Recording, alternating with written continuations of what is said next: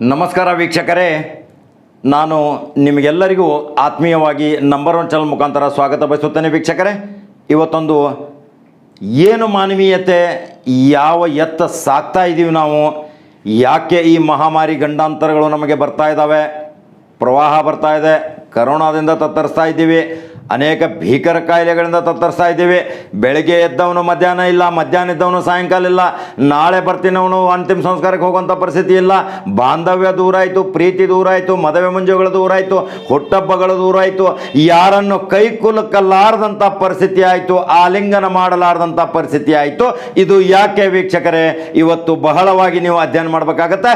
ಒಂದು 5 ನಿಮಿಷ ಇದನ್ನು ದಯವಿಟ್ಟು ಈ ವಿಡಿಯೋ ನೋಡಿ. 5 ನಿಮಿಷ ನೀವು ಚಿಂತಾಕ್ರಾಂತರಾಗಿ ಏಕಚಿತ್ತ ಏಕ ಧ್ಯಾನದಿಂದ ಇದನ್ನು ವಿಚಾರವಂತರಾಗಿ ಕೇಳಿ. ವೀಕ್ಷಕರೇ, ಯಾಕೆ ಹೇಳ್ತಾ ಇದ್ದೀನಿ, ನಾವೆಲ್ಲರೂ ಯಾವ ದಿಸೆಯಲ್ಲಿ ಸಾಕ್ತಾ ಇದ್ದೀವಿ, ಯಾವ ದಿಸೆಯಲ್ಲಿ ನಾವು ತಲುಪ್ತಾ ಇದ್ದೀವಿ, ಅದೋ ಗತಿಗೆ ಹೋಗ್ತಾ ಇದ್ದೀವಿ.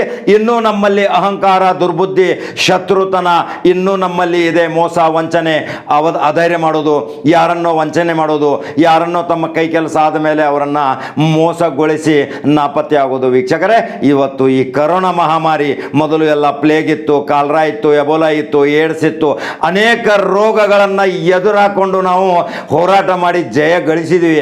ಆದರೆ ಕೊರೋನಾದಿಂದ ಜಯ ಗಳಿಸಲಿಕ್ಕೆ ತತ್ತರಿಸ್ತಾ ಇದ್ದೀವಿ. ಯಾಕೆಂದರೆ ಈಗಾಗಲೇ ಹೋದು ಹಾಸ್ಪಿಟಲ್ಗೆ ವಾಪಸ್ ಬರುವಾಗ ಹೆಣವಾಗಿ ಬರ್ತಾ ಇದ್ದಾನೆ. ಯಾಕೆ ಬರ್ತಾ ಇದ್ದಾನೆ ವೀಕ್ಷಕರೇ? ಸಣ್ಣ ಮಕ್ಕಳು ಸಾಯ್ತಾ ಇದ್ದಾರೆ. 48-50 ವಯಸ್ಸಿನ ನಮ್ಮ ಭಾರತದ ಸದೃಢ ನಿರ್ಮಾಣ ಮಾಡುವಂಥ ಯುವಕರು ಸಾಯ್ತಾ ಇದ್ದಾರೆ. ಇದಕ್ಕೆಲ್ಲ ಏನು ಪರಿಹಾರ? ಯಾವ ಪರಿಹಾರ?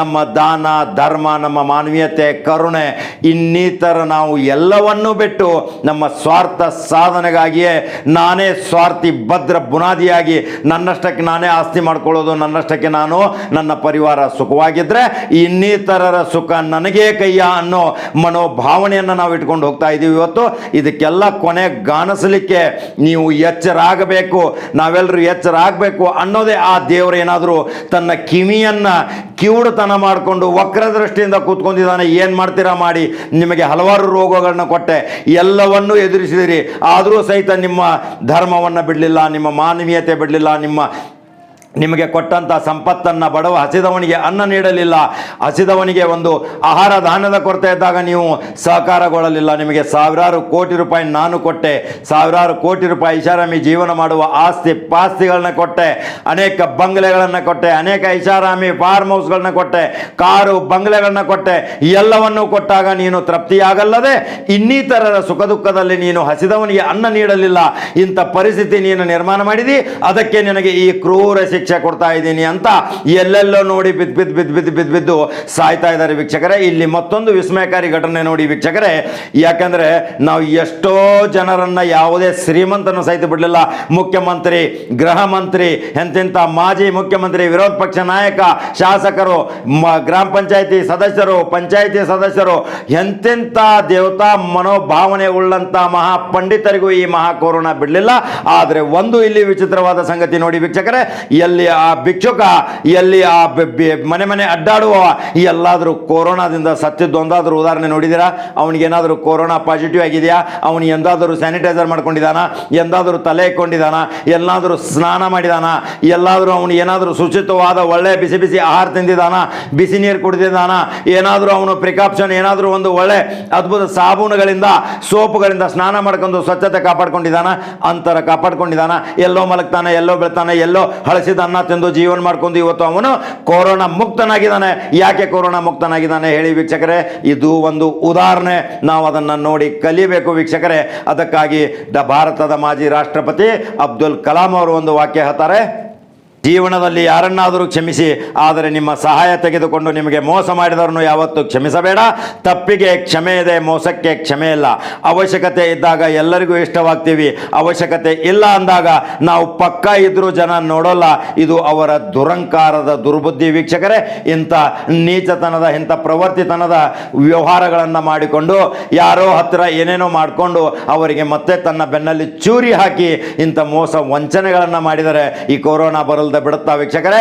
ಈ ಕೊರೋನಾ ಯಾತಕ್ಕಾಗಿ ಬಂದಿದೆ, ಕೊರೋನಾ ಎದಕ್ಕೋಸ್ಕರ ಬಂದಿದೆ, ನಾವು ಇನ್ನೂ ಜ್ಞಾನೋದಯವಾಗುವಂಥ ಕಾಲ ಬಂದಿದೆ. ಈ ಜ್ಞಾನೋದಯವಾಗುವಂಥ ಕಾಲ ಬರುವಾಗೂ ಸಹಿತ ನಾವು ಅದೇ ದಾರಿಯಲ್ಲಿ ತುಳಿದರೆ ಇವತ್ತು ನಾವು ಸರ್ವನಾಶದತ್ತ ಒಂದು ವಿನಾಶ ಕಾಲಕ್ಕೆ ನಾವು ಹೋಗ್ತಾ ಪರಿಸ್ಥಿತಿ ನಿರ್ಮಾಣ ಆಗುತ್ತೆ ವೀಕ್ಷಕರೇ. ನೋಡಿ, ಯಾರಿಗೆ ನೆಮ್ಮದಿ ಇದೆ? ಶ್ರೀಮಂತ ಅಗರ್ಭ ಶ್ರೀಮಂತನಿಗೆ ನೆಮ್ಮದಿಯಾ? ಸಾವಿರಾರು ಕೋಟಿ ಸರ್ದಾರನಿಗೆ ನೆಮ್ಮದಿ ಇದೆಯಾ?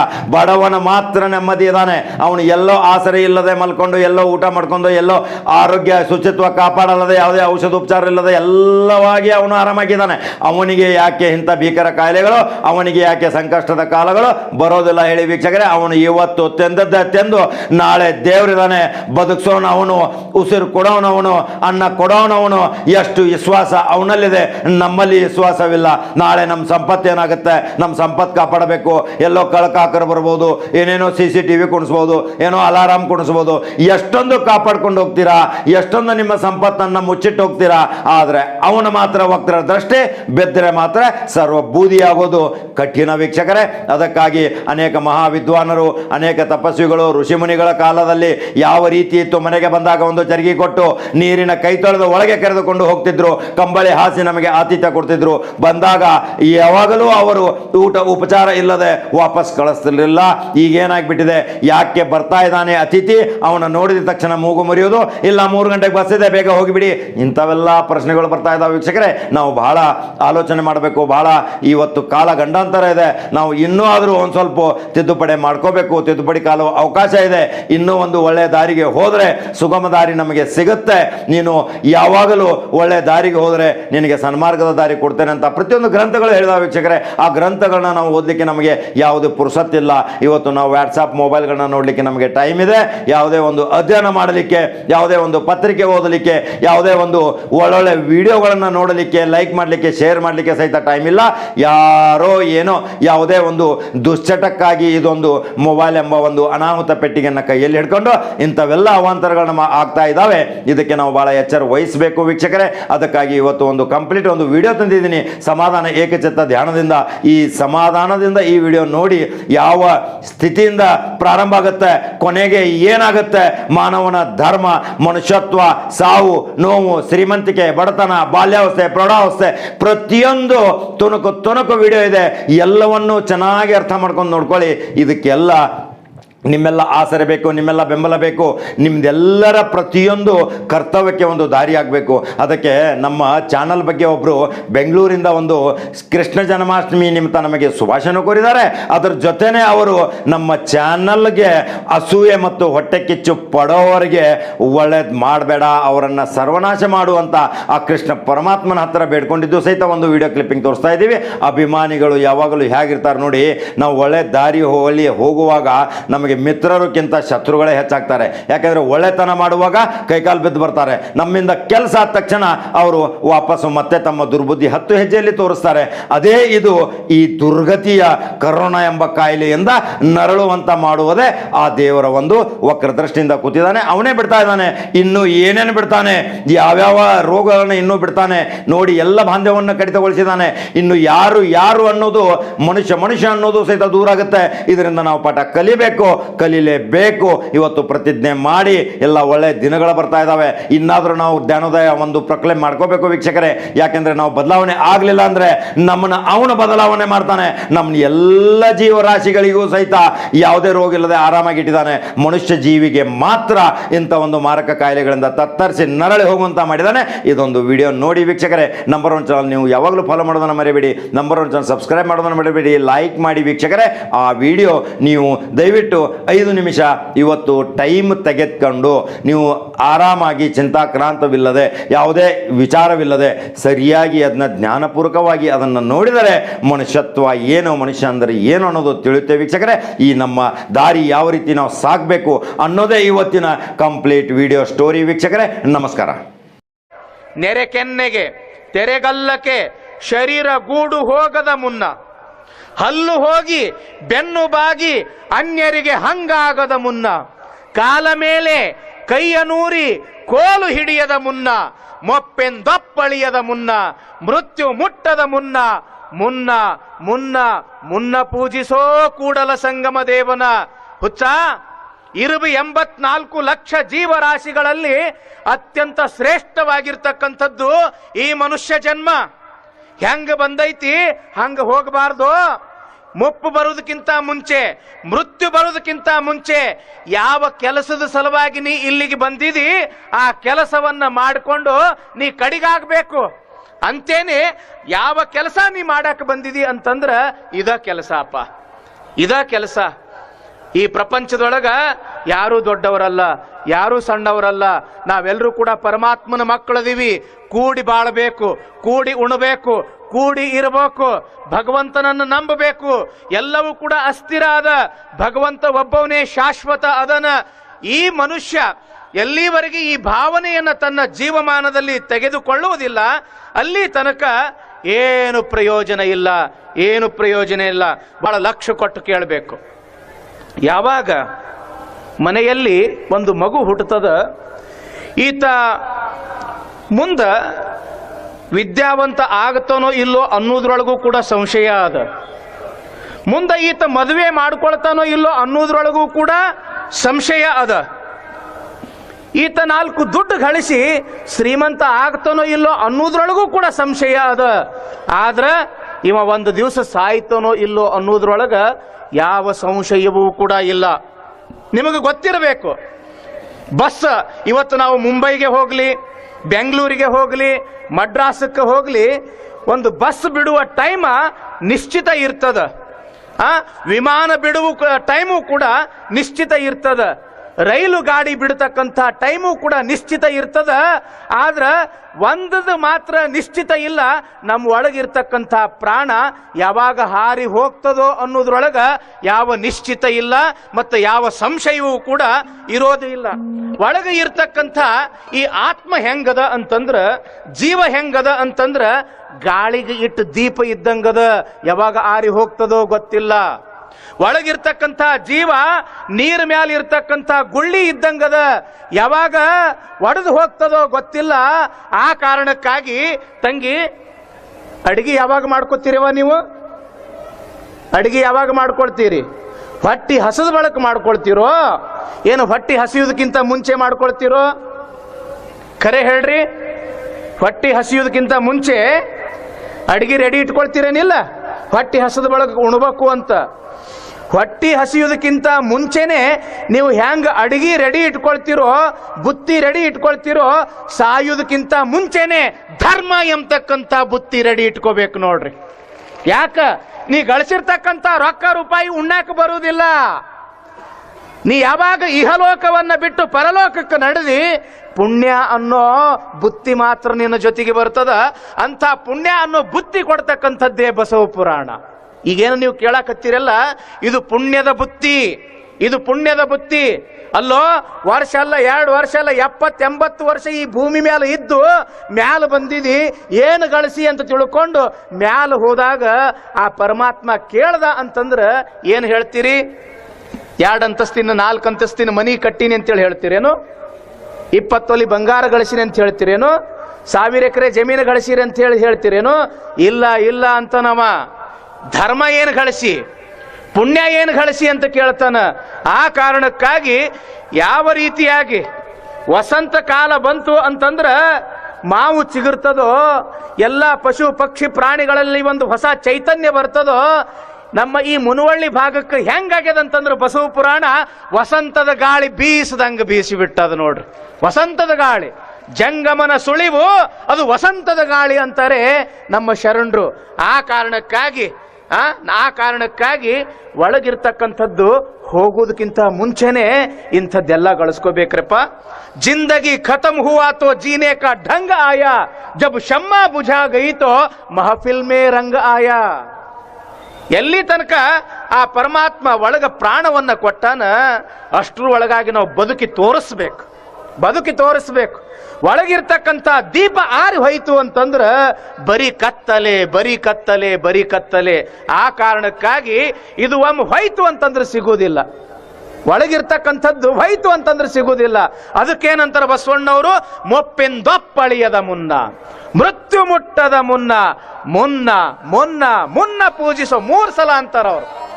ಮುನ್ನ ಮುನ್ನ ಮುನ್ನ ಪೂಜಿಸೋ ಕೂಡಲ ಸಂಗಮ ದೇವನ.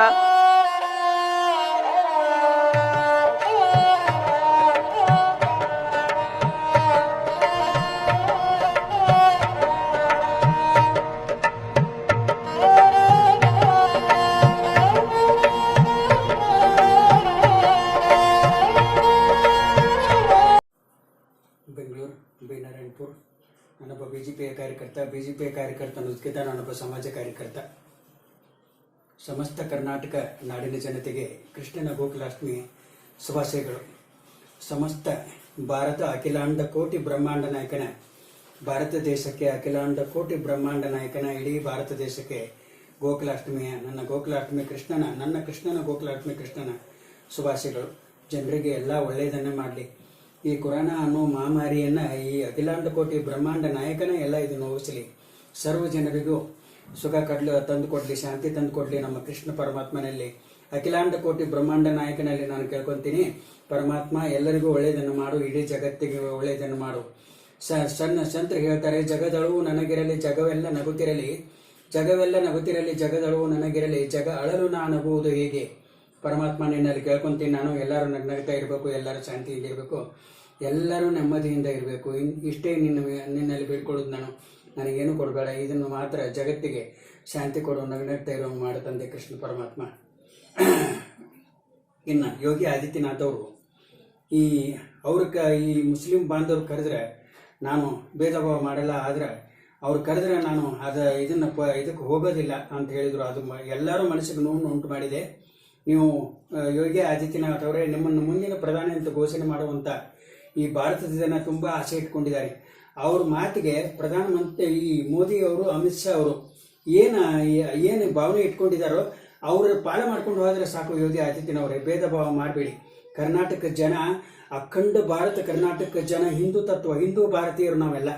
ನಾವೆಲ್ಲ ಭಾರತೀಯರು, ಸರ್ವ ಧರ್ಮದ ಸಮಾಜದ ಭಾರತೀಯರು. ನಾವೆಲ್ಲ ಭಾರತೀಯರನ್ನ ಹೋಗುವಂಥದ್ದು ಯೋಗಿ ಆದಿತ್ಯನವರಲ್ಲಿದೆ. ಮುಂದಿನ ಪ್ರಧಾನಮಂತ್ರಿ ಆಗೋರು ನೀವು ಆ ಥರ ಎಲ್ಲ ಹೇಳಕ್ ಹೋಗ್ಬೇಡಿ, ಹೇಳಿ ಚಿಕ್ಕವರಾಗಬೇಡಿ. ರಾಮ ಮಂದಿರ ನೀವು ಅಮಿತ್ ಶಾ, ಮೋದಿ, ಯೋಗಿ ಆದಿತ್ಯನಾಥ್ ಅವರು ರಾಮ ಮಂದಿರ ಕಟ್ಟಾಕತ್ತಾರೆ ಅಂತ ಹೇಳಿ ಜನರಲ್ಲಿ ಒಂದು ದೊಡ್ಡ ನಂಬಿಕೆ ಇದೆ. ಆ ನಂಬಿಕೆ ಆದಿತ್ಯನಾಥ್ ಅವರೇ ಉಳಿಸ್ಕೊಳ್ಳಿ.